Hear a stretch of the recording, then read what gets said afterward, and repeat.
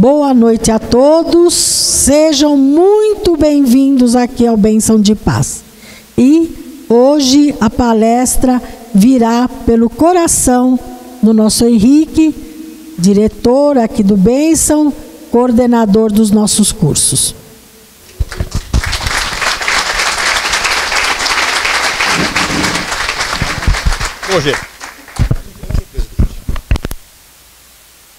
Oi, boa noite. Tudo bem? Eu escolhi para conversar com vocês essa noite um tema bastante interessante, eu acho. E para começar a falar dele, eu quero lembrar uma das principais vertentes da nossa doutrina dos espíritos. A doutrina espírita é a chamada do Evangelho, redivivo, blá blá blá blá blá blá. Mas um dos principais epítetos da doutrina é que a doutrina espírita é o como mais alto consolador. Aliás, por favor, só um minuto. Alô, Tainá? Tainá tá aí? Tainá Camargo? Gente, eu acho que ela deixou o cartão aqui para ver se some a dívida do banco. Tá aqui o cartãozinho da Tainá Camargo. Hã? É entrar no site de compras, fazer um ponto. Não, mas aqui é de débito.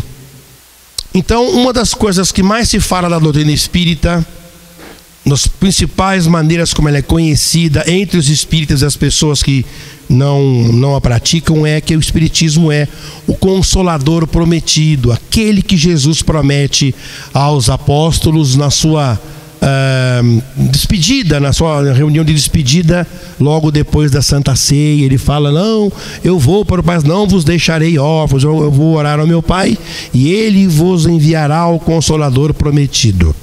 Muito bem.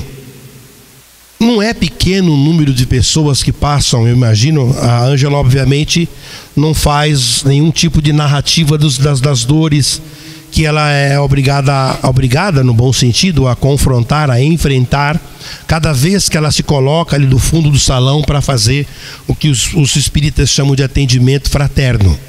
Pessoas com grandes dificuldades, muita gente com dificuldade financeira, muita gente vendo o lar se despedaçando, dificuldades de todo tipo, outras pessoas enfrentando enfermidades que consomem o patrimônio da família e a paz das pessoas de igual sorte, pessoas enfrentando problemas com filhos ligados às drogas de todo tipo, pessoas enfrentando dificuldades de todo tipo. É muito grande a quantidade de dor que nós enfrentamos na atualidade.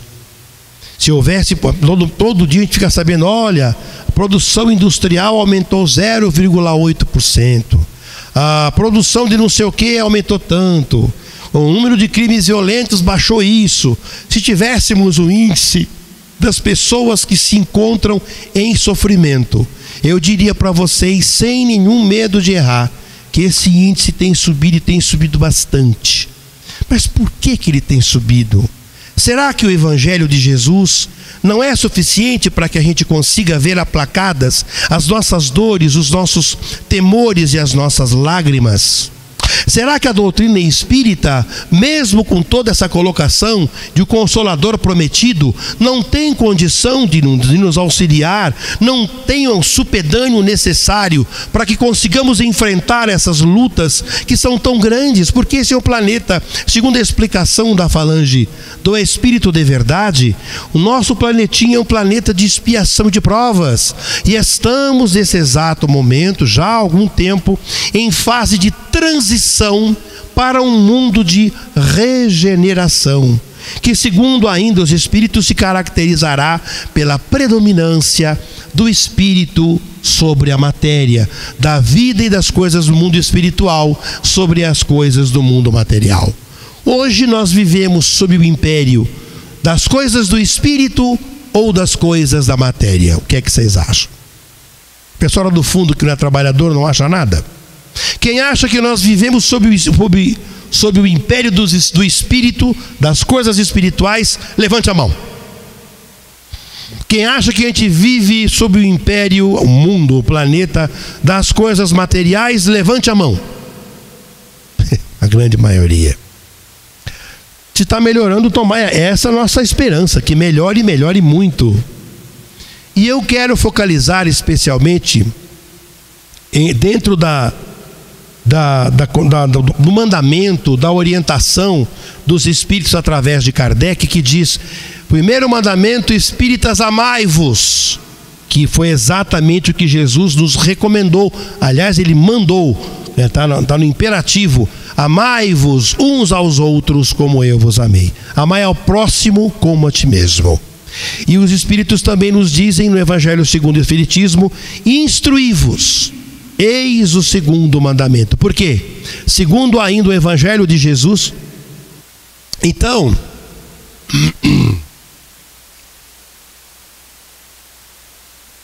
Jesus diz: conhecereis a verdade, e a verdade, de novo, conhecereis a verdade, e a verdade vos libertará. Espíritas, amai-vos, eis o primeiro mandamento.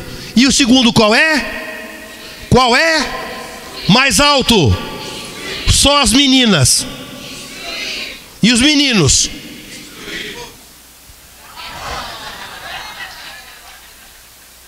Como estão poderosos os nossos meninos, hein? Que maravilha. Eu trouxe para nosso bate-papo aqui hoje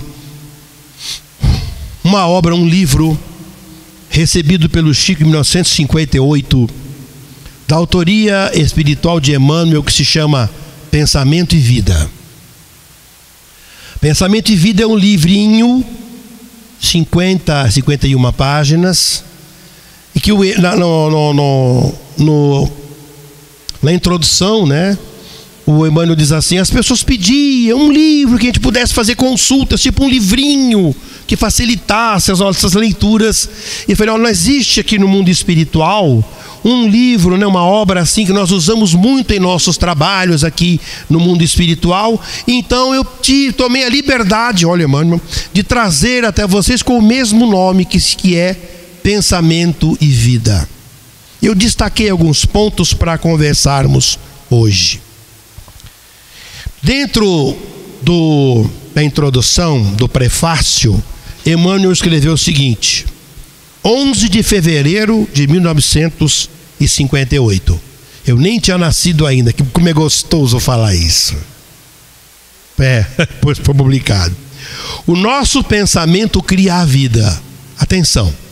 O nosso pensamento cria a vida que procuramos. O nosso pensamento cria a vida que procuramos, através do reflexo de nós mesmos, até que nos identifiquemos um dia, no curso dos milênios, ou seja, vai demorar um pouco, com a sabedoria infinita, com S-I maiúsculos, e com o infinito amor, com I e A maiúsculos, que constituem o pensamento e a vida de nosso Pai. Nosso pensamento, ele simplesmente nos dirige para aquilo que nós somos. Nós somos, hoje, mais do que nunca, como a própria física quântica já comprova, nós somos frutos daquilo que pensamos. Agora, o que nós pensamos está nos colocando em sintonia com a sabedoria infinita e o infinito amor de Deus? Não. E é por isso que estamos sofrendo tanto. É por isso que temos hoje tantos problemas espirituais, problemas mentais, problemas comportamentais, problemas psíquicos, problemas psicológicos, de nomenclaturas diversas.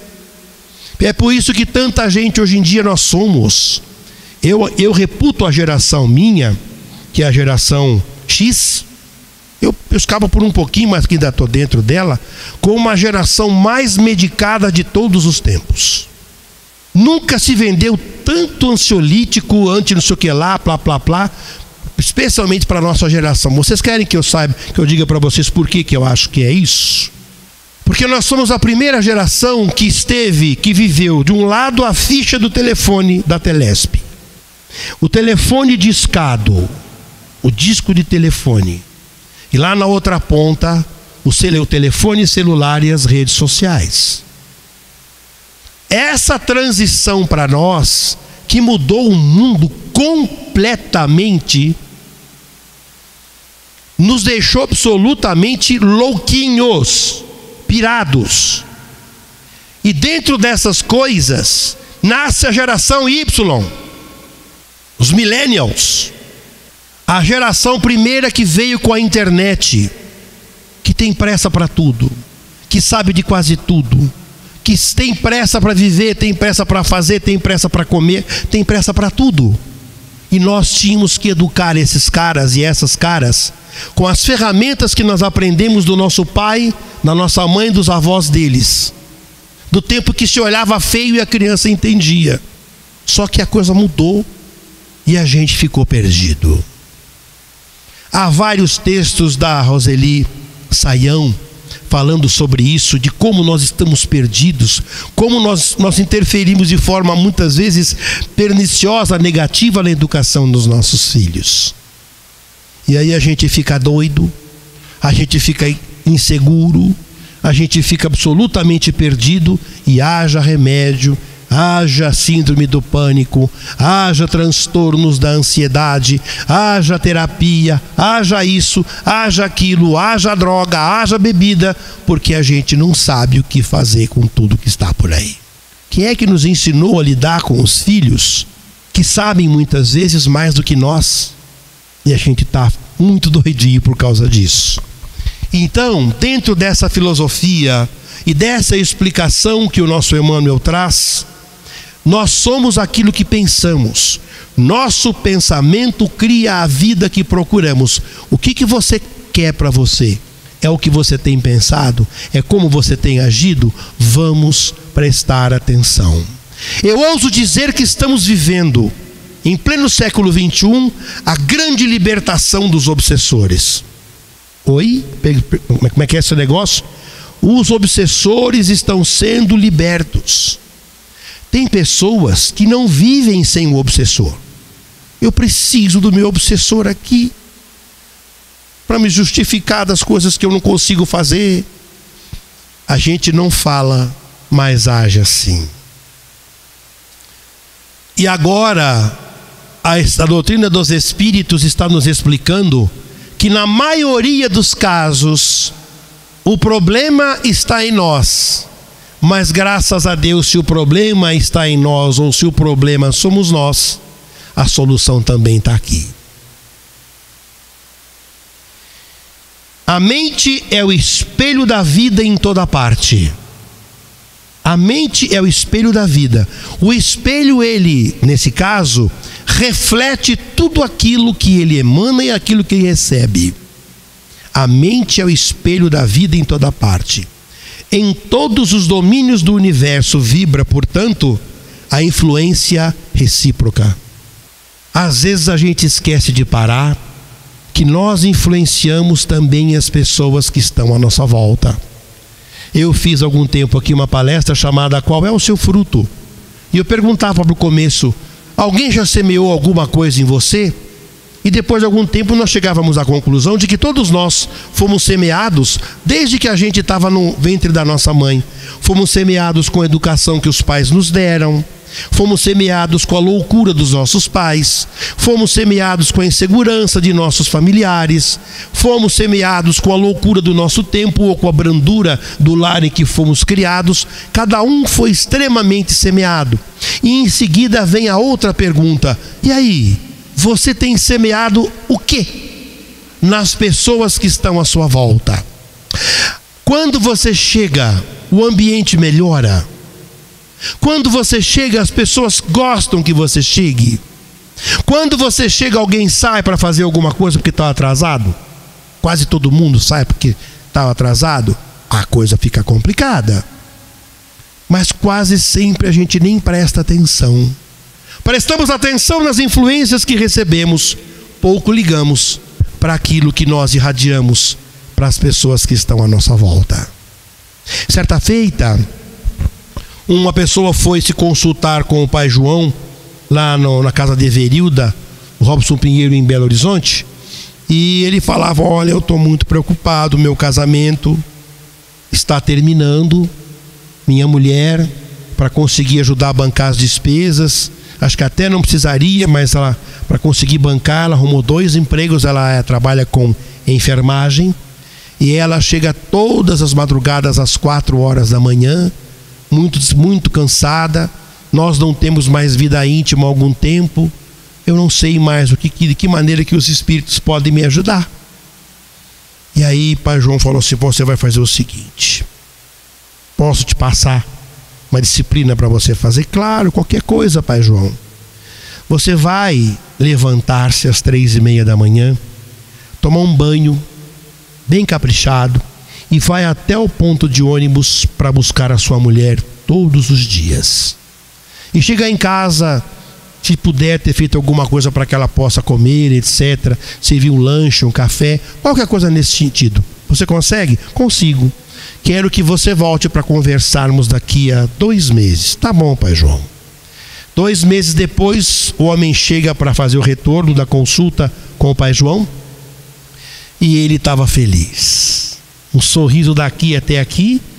Pai João, quero lhe agradecer, como foi bom, como o senhor soube tirar esse empecilho que tinha na nossa vida.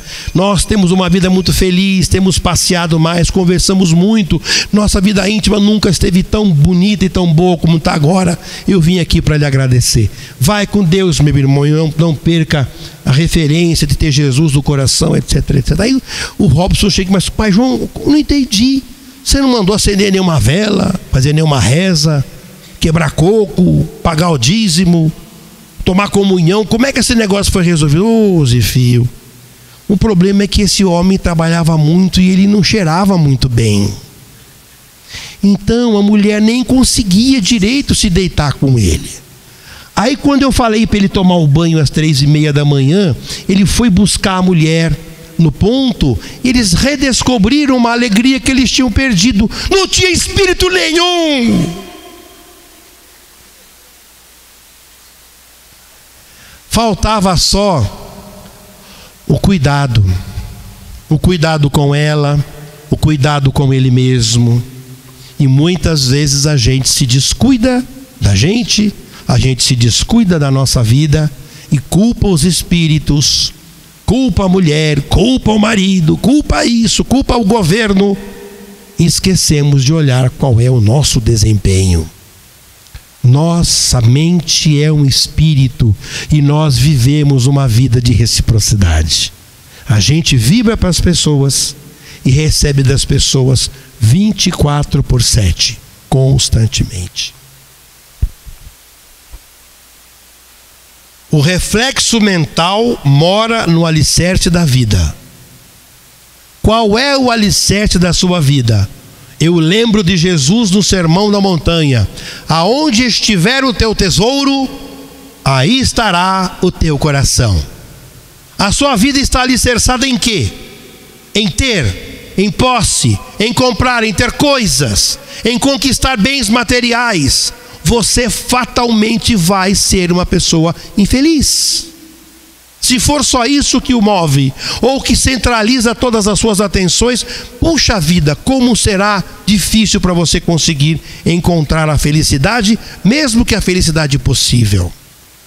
E depois chega no capítulo 2, esse livro, que o Emmanuel chama de vontade.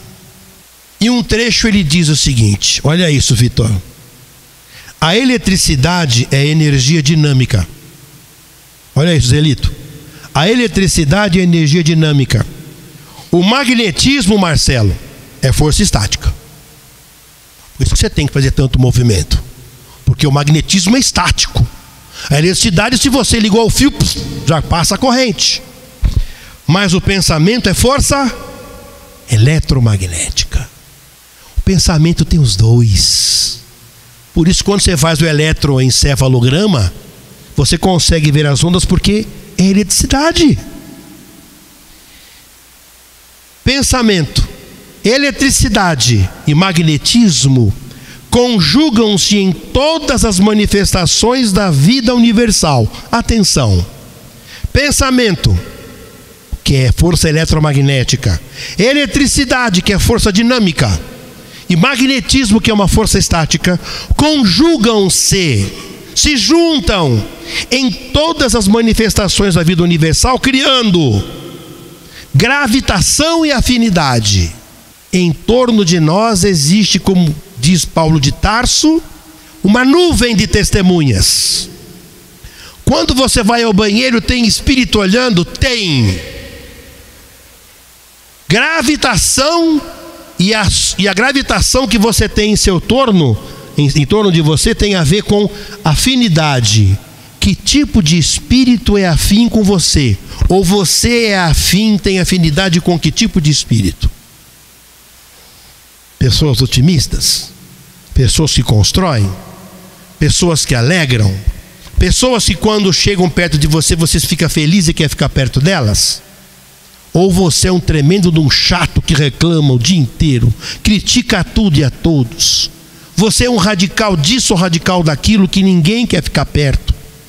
Em função daquilo que você está emanando com o seu pensamento, agitando energias do seu pensamento que são eletromagnéticas, provocando descargas elétricas pela sua própria vontade de ser, de fazer o tempo todo, e o seu próprio magnetismo pessoal que é agitado pela sua própria vida. Nós estamos vivos, nós estamos provocando então gravitação e afinidade, assimilação e desassimilação.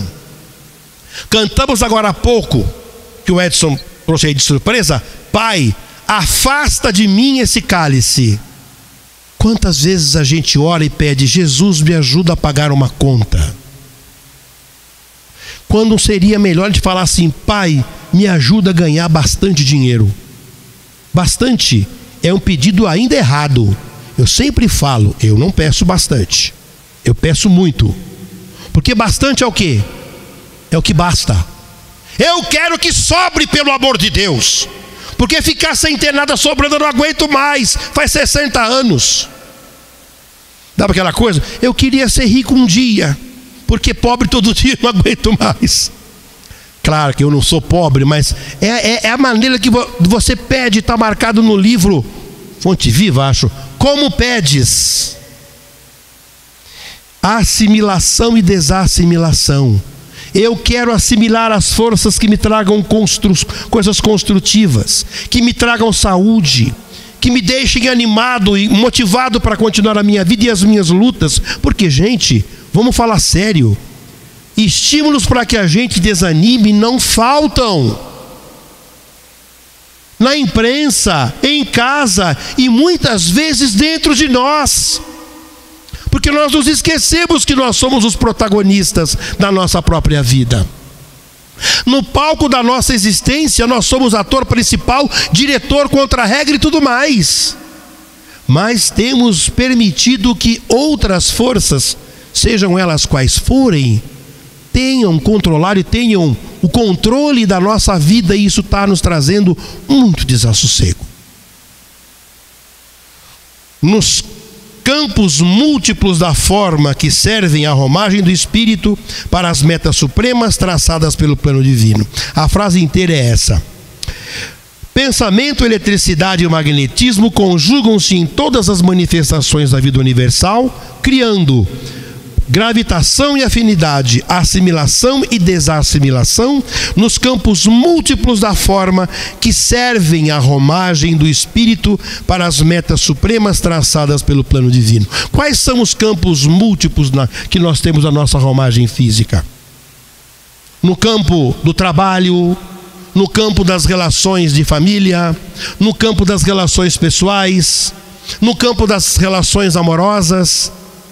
O que nós temos que botar na cabeça é que pensamento, magnetismo, eletricidade, as nossas falas, aquilo que a gente pensa, nós estamos criando e gerando forças em torno de nós, e essas forças nós entramos em sintonia com aquilo que é a nossa essência. Quando eu pego o meu rádio FM, por exemplo, e coloco em 100,9 frequência megahertz, que rádio eu vou ouvir? Jovem Pan aqui em São Paulo, certo? Não é mais? Ainda é, né? Oi? Jovem Pan 2, isso. Se eu colocar em 101,7, eu vou ouvir qual rádio? Alfa. A gente normalmente ouve a rádio que a gente tem afinidade. Essa é uma definição muito importante para que a gente se entenda. Quando eu entro em sintonia com a rádio, ai meu Deus, eu não conheço todas as rádios. 91,3. 91,3 que eu passei alguns anos ouvindo todo dia de manhã com a Clara, que eu não aguentava mais. E eu ouvi durante pelo menos 3 ou 4 meses Jamil e Uma Noites. Pensava muito no meu querido Jamil, que cantava uma música de festa que eu não aguentava mais. Eu entrava em sintonia com 91,3, mas não tinha afinidade nenhuma. Aonde estiver o teu tesouro, aí estará o teu coração. Mas eu tenho afinidade, por exemplo, com a 94,7, Antena 1. Eu gosto. Mas agora, por exemplo, eu estou entrando em sintonia com a 94,7. Não, eu preciso de um rádio, de uma coisa que decodifique o sinal. Mas quando eu entro numa vibração de raiva, de ódio, de inconformismo, de reclamação é terrível, eu estou pegando o dial do meu pensamento e entrando em sintonia com forças exatamente análogas àquilo que eu estou pensando. E naquele momento, mesmo que eu não tivesse afinidade, eu estou entrando em sintonia. E isso vai trazer para mim consequências mais ou menos desagradáveis, dependendo da intensidade e do tempo que eu ficar sintonizado com esse tipo de porcaria. Nada que Jesus nos trouxe, nada foi em vão. Quando ele recomendou aos discípulos e a nós todos: orai e vigiais. Como é que é? Para não... Orai e vigiai sem cessar. Quando você estiver orando, ótimo, em sintonia com o bem, maravilha. Senhor Deus, neste momento eu me coloco diante de ti pedindo a força do teu amor para nortear a minha vida. Parei de orar. Vigia. Porque os convites para que você entre num chat para falar bobagem, para falar mal de alguém, entre numa rede social para poder brigar com gente cheia, o pessoal chama de hater, né? Hater é uma pessoa que odeia, um odiador profissional. Por que você entra nisso, meu Deus? Não entra. Ah, mas a pessoa está falando ali, eu não me conformo. Se conforme sim. Não seja besta. Porque se você se conformar, você vai ficar com a mesma forma, com a mesma forma daquela pessoa que odeia. Então sai dessa sintonia. O controle disso está em nós. Tem nada a ver com o obsessor. Não tem nada a ver com o espírito que nos persiga. Vocês estão percebendo como a força, a capacidade, a aptidão para que a gente seja mais feliz e mais distante da treva está em nós. João D'Amato, espírito maravilhoso que tive a honra de conhecer no Lar Espírita Estrela da Paz, ele falou que o problema mais grave que ele conseguiu ver na Terra, mais grave, a parte espiritual era de 30% que tinha que ser feita. 70% era problema dos encarnados. O mais grave, 30% espiritual. Sempre, sem exceção. As coisas estão ligadas ao mundo dos encarnados, a nós. Ah, mas e se o problema for kármico? Mesmo assim, existe uma maneira da gente conseguir passar pelas dificuldades com muita oração, apoiando-se uns nos outros. Um dos capítulos do livro é cooperação. Você tem buscado cooperação? Jesus, que é o governador do planeta, para executar sua missão, buscou a cooperação de 12 homens e de várias mulheres. Paulo de Tarso só conseguiu levar o evangelho para o mundo inteiro, ele é o grande responsável por isso, graças à cooperação de inúmeras pessoas, especialmente de mulheres. E a gente muitas vezes, quando passa pela dificuldade, quando passa pelas provações e pelas privações, a gente se isola. Quantas vezes eu ouvi a Ângela falar: meu Deus, tal pessoa está com muita dificuldade e está pensando em largar tudo e sair. Ou seja, ela fala: é uma expressão bem da Ângela, fechar o guarda-chuva na hora da chuva mais forte. Quem somos nós para julgar ou analisar o sofrimento ou a dor de quem quer que seja? Mas nós temos obrigação, tomando o microfone, participando de uma casa espírita como bênção de paz, de falar a verdade. E a verdade está transubstanciada nesse texto e nos textos do Evangelho que fala: vós sois deuses. Tem muita coisa neste planeta tentando nos apequenar. Nós precisamos dar um basta nisso, quanto antes. E depois ele termina nesse mesmo trecho falando sobre a vontade. Eu adorei isso. Só a vontade é suficientemente forte para sustentar a harmonia do espírito. Só a vontade é suficientemente forte para sustentar a harmonia do espírito. Vocês percebem qual é a vontade, qual a diferença que tem entre desejo e vontade?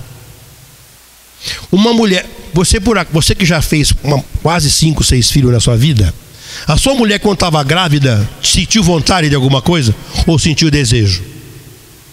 Sentiu desejo. Vamos supor de comer morango numa época em que não tem morango nem congelado, porque as mulheres elas capricham, elas escolhem bem. Para que o desejo de uma mulher grávida, por exemplo, que está querendo comer morango, possa se transformar em verdade, alguém precisa ter vontade, é sempre fora de hora, com tempo ruim, com frio ou com chuva, de sair, pegar o carro e comprar. Alguém tem que pegar a vontade, e isso os espíritos chamam, André Luiz chama de vontade operante. Tem muitas, a pessoa me atendeu com má vontade. Não existe má vontade. Vontade é uma coisa só. Mas bem-aventurados os que têm boa vontade. Está na prece, tradução não sei se está certo ou não, mas pensem comigo. Quem tem vontade, faz. Vontade, eu quero. Jesus, se tu me tocares, tudo que eu tenho vai acabar. Eu quero ser limpo. Isso é vontade operante. Eu tenho um desejo de emagrecer. Inclusive foi sugerido para nós que mudássemos os nomes, as palavras que a gente tem lá na Sala Verde, que nós temos 3 palavras desde que o trabalho começou. Primeiro, libertação. Segundo, saúde. Terceiro, harmonia. Foi pedido que a gente faça prosperidade, emagrecimento e terceiro, milagre. Tudo isso pode ser conseguido, pode, se a gente fizer ter uma postura mental diferente, claro que pode. Mas e quando, por exemplo, eu ouvi a minha sogra orar pela cura da minha cunhada Marina durante anos, pelo menos 4 anos, dia e noite ela orava e pedia pela cura da Marina. A Marina morreu. E aí? Cadê Deus? Algumas coisas a gente não tem como mudar. Porque o Pai Nosso, na sua inteligência e na sua sensibilidade, Jesus já foi claro. Pai Nosso,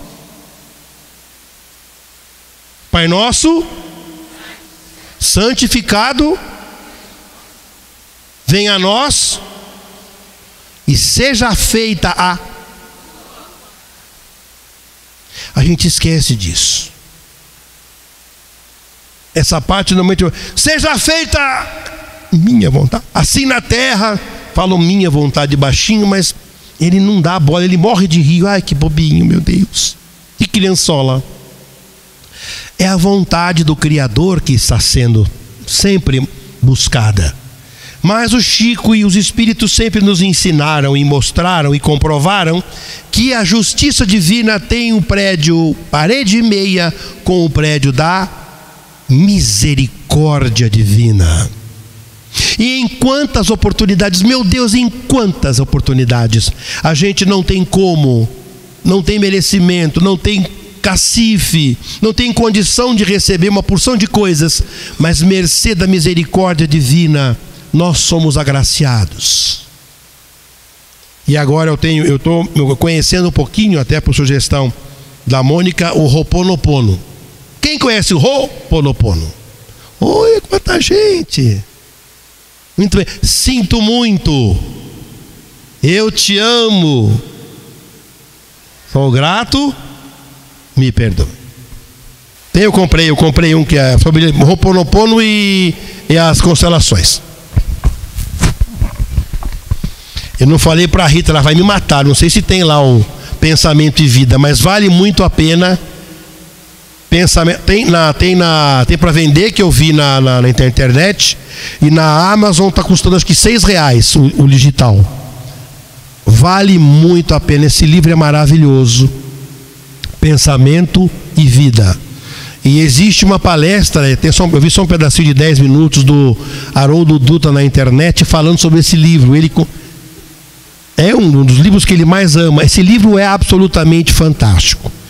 E o que eu quero deixar claro para vocês nessa noite de quinta-feira. Posso fazer 2 perguntas? Por favor, deixa claro. Então tá bom. Tô doente, tô sem grana, tô numa situação difícil. Quais são os recursos que eu tenho no Bênção de Paz para eu colocar em prática tudo que você está ensinando? Quais são os recursos que tem no Bênção de Paz para me ajudar a sair dessa friaca que eu estou, né? Pé frio, com situação financeira quebrando, família se desfazendo, saúde de uma pessoa morrendo, isso e aquilo. O Bênção de Paz, que recurso tem? Quem falou? Conhecereis a verdade e a verdade vos libertará. Gente, Jesus tem uma hora que fala assim, que seria melhor falar, né? Vai, tua fé te salvou, né? Vai, né? Os teus pecados estão perdoados. Ele fala, não, a tua fé te salvou. Em todos os instantes em que Jesus tinha chance, ele mostrava que a teoria da cooperação era absolutamente imprescindível. Quando ele multiplicou pães e peixes, ele perguntou para a turma, vai ver o que é que tem aí. Tinha 5 pães e 2 peixes, e 5.000 pessoas comeram, exceto as mulheres. Ainda sobraram 12 cestos. Ou seja, o Bênção de Paz tem o quê? Coisas como estamos fazendo agora, falando sobre as potencialidades que todos nós temos, falando de um instrumento que é um livro chamado Pensamento e Vida, altamente recomendável para que nós tenhamos em casa. Os capítulos são curtos, muito fáceis de ler e com verdades que são absolutamente insofismáveis. Afora isso, para nos dar um auxílio. Eu vou tomar passe e os meus problemas vão acabar. Não se iluda. Não se iluda. Você é uma pessoa nervosa, que briga no trabalho, todos os seus subordinados têm raiva de você ou têm medo, aí você toma passe. No dia seguinte vai lá, briga, desrespeita, desonra, e fala, meu Deus, esse centro não tem força. Quem não tem vergonha na cara é você. Por isso que em outras instituições religiosas está sempre transbordando de gente. Olha, quebra um coco, se você fizer tal coisa, compra tal óleo, faz tal prática, todos os seus problemas serão resolvidos. Só que essas pessoas em algum momento percebem que não é verdade. Não é verdade.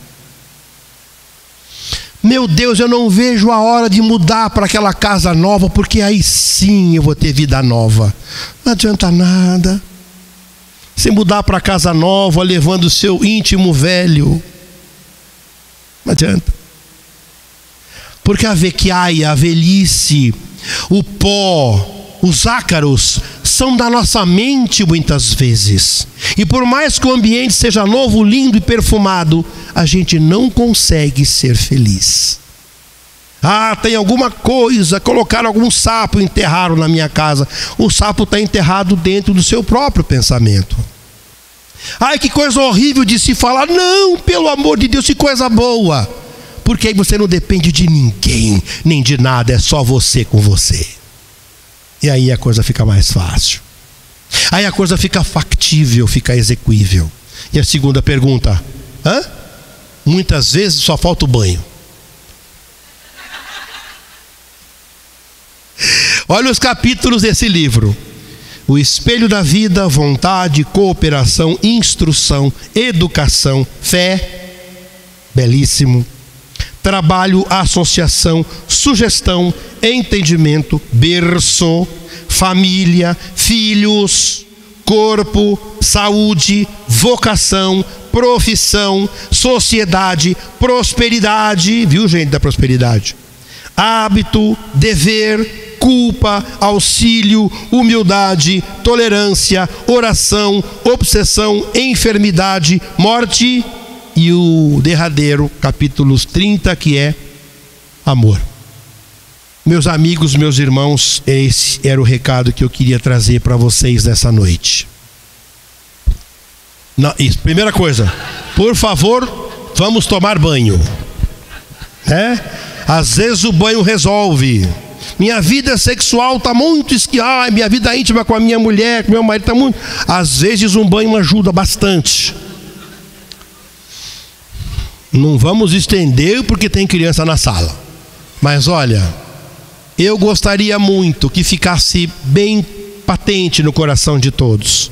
O livro Pensamento e Vida é uma ferramenta bem legal que nos ajudará a buscar na alavanca do conhecimento os subsídios imprescindíveis para que a gente seja mais feliz, para que a gente viva melhor, para que a gente tenha uma vida de relação mais bacana, mais legal com as pessoas, com a natureza, com os nossos familiares, com os nossos superiores hierárquicos no trabalho, com as pessoas que estão abaixo de nós no trabalho, porque a chave de tudo é o amor. Não interessa qual seja a pergunta, a resposta é o amor. E nós precisamos de todo tipo de subsídio que nos ajude a encontrar no conhecimento das coisas da vida a nossa própria essência. E quando nós conseguimos mergulhar bem lá no fundo da nossa essência, nós vamos encontrar exatamente o amor, porque Deus nos criou a sua imagem e semelhança, como espíritos imortais, absolutamente feitos a partir do próprio amor do Pai. Desejo muita saúde espiritual e mental e física para todos nós, que os nossos problemas que estão nos deixando completamente malucos muitas vezes sejam resolvidos, e enquanto eles não são resolvidos, que tenhamos a paz de espírito, a confiança em Deus, mas acima de tudo a confiança em nós, para esperar o momento oportuno, mas esperar do verbo esperançar, não da pessoa que espera simplesmente que a coisa caia do céu. Com atitude, sendo proativo e exercendo com a alavanca da vontade o nosso mistério de trabalhar para que nós sejamos melhores, para que nós nos transformemos e nós, nos transformando, melhoremos todo o planeta. Muita paz.